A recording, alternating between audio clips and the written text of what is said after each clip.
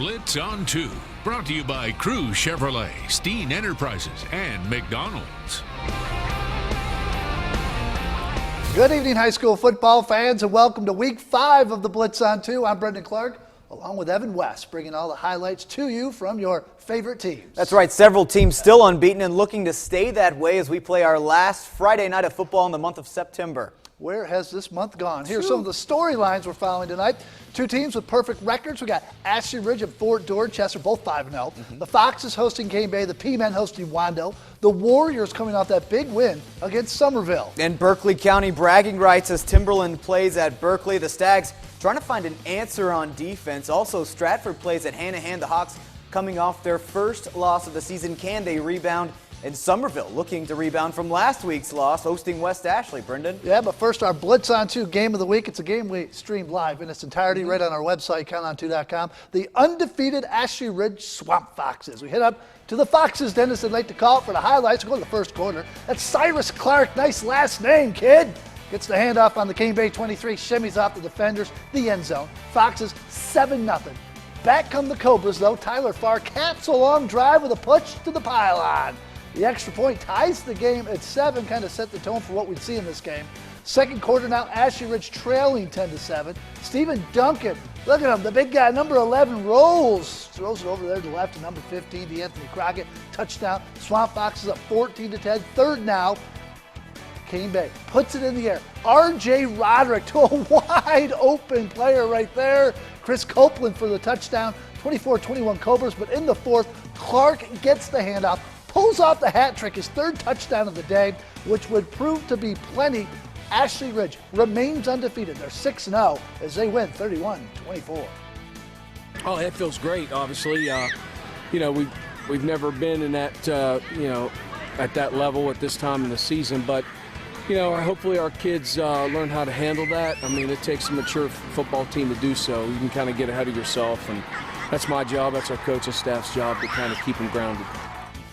Foxes are for real. The other unbeaten, Fort Dorchester hosting Wando. The Warriors coming off that big win against Somerville, but the Fort was already up 14-0 when DeCarrion Joyner went in. It was 21-0 score. Wando QB Bailey Hart throwing to the wrong team. That's not good. Can't do that. That kind of night. He gets picked. It led to this touchdown, Datron James. It was 28-0.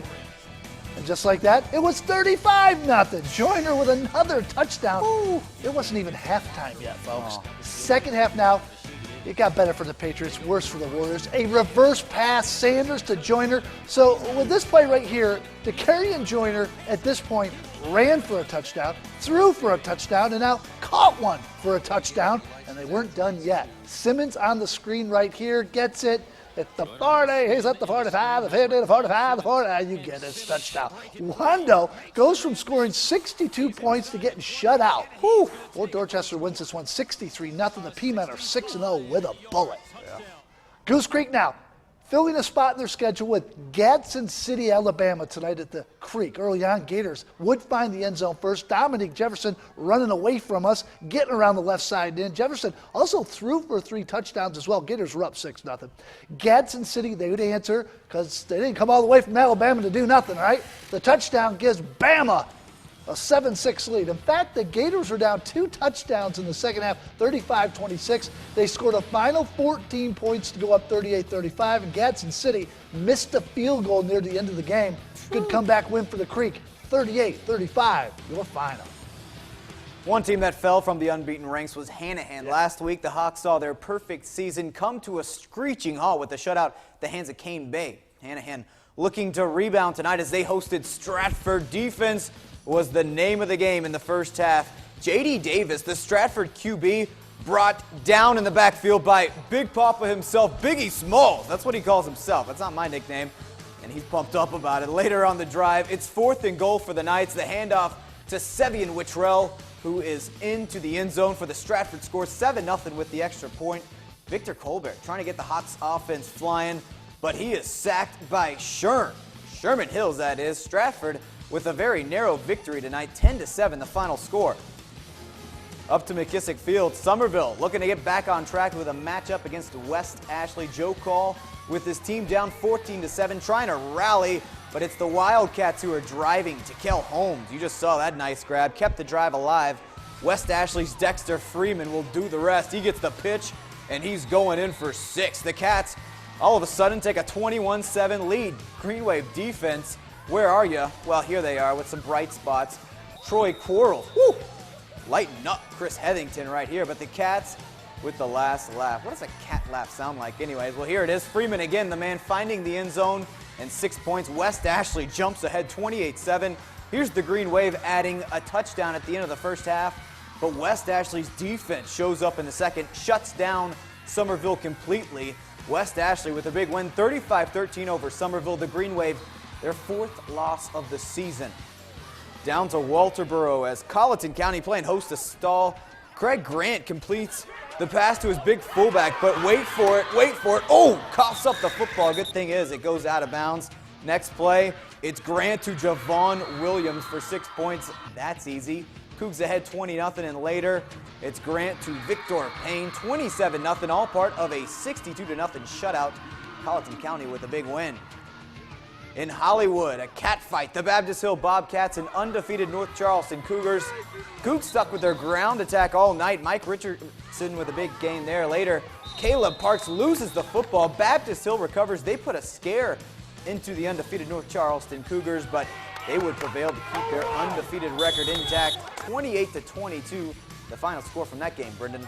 All right, Evan, a game that involves Berkeley County bragging rights. We're talking about Timberland and Berkeley. May not be in the same region as far as classification and all that, but make no mistake about it, this, my friends, is a rivalry game. Wolves, Stags, Moncks Corner. And the Wolves, well, they came out first. They scored first. A touchdown run by Brandon Simmons right here. Look at him go all the way down the middle. Boom, chugga-lugga-lugga, boom, chugga-lugga-lugga, boom. That's a touchdown. That made it 6-0. Berkeley doesn't get it on 4th down, gives Timberland a short field. You know, Berkeley doesn't want to punt for some reason. They give it back to number 2-4. He fumbles, but picks it up and touchdown here. 14-0. Berkeley, though, doesn't give up. Why would you give up? You're playing football, right? They gain momentum in the second quarter. Darius Douglas, double D, D squared, connects with Harry Dorsey on the big game. Cap off the drive with an option play that, well, just watch this. It faked the defense and the camera. Where's the cameraman? He's like, where, what, huh? Where? Oh, it's over there to the left somewhere. 14-6. Next possession. Remember that guy, D squared? Darius Douglas. Beautiful pass to Freddie Faison. Look at this. Right at you, right past you. That's a touchdown right there. Berkeley with a solid win over Timberland, 42-32. From what I understand, Timberland lost 2 separate 14-point leads. On Daniel Island, James Island taking out Bishop England with a young Pope in attendance. Bless you, my son. Trojans with a 14-13 lead at the half. They come out firing away in the second. Jack Jordan, this is another guy, J squared, double J. The play action of Fred Green avoids the double coverage to make the grab. A couple plays later, it's all aboard the bus. The running back, Bus Hamilton. He makes it 21-13. John Canny may be a little nervous, but he is a 2-time state champ, right? He has a good running back of his own. Jake Mock doubles as a return man, nearly takes this one to the house, but he gets pushed out at the very end. James Island, wow, what a game over there on Daniel Island. Takes a thriller. James Island wins 41-38. In North Charleston, Military Magnet hosting Scotts Branch. We are in the second quarter right here with the Eagles down a couple of touchdowns. It would get worse before it gets better, though. Number 2, count on 2. We like that for Scotts Branch with the inside slant. That's a score. In the air and on the ground. What a trend, huh? Military Magnet had some trouble stopping the Branch tonight. That's another score. Whew, the Eagles who took a 30-8 lead at half. Scotts Branch wins this one 52-20, the final score. Palmetto Christian at home tonight, taking on Bible Baptist. Eagles are ready to fight. They have the ball with the man in motion right here. Christian Davis hands it off to Corday Hazel, picking up a nice gain, but ouch. Hard hit by Mr. Eric Salem. Next play, Chris Coleman pitches back to Hunter Russell, but Salem again. This guy is a force. Big Braves lost there. PCA's ball now. The direct snap to Chad Shimakonis, who quickly hands it to Kevin Iriet down the left side. First down. Next play, same thing right here. Different side. They like to go right side. Shimakonis to Iriet. Takes it to the house. 7-0 PCA. They would hold on to the ball a little later. This time it's Shimakonis to Stephen Hickman for some trickeration. How about this? Tackled inside the 20, but who cares? They win it big time. 40-0. PCA takes this one. Good win for them. Some great highlights from Week 5. I can't believe Fort Dorchester just put that thumping on Wandell. Poor Warriors. Still got more highlights to come on the Blitz on, too. More games from around the Low Country. Head Porter Gowd back to Monk's Corner and also down to Buford. Stay with us. You're watching Blitz on 2.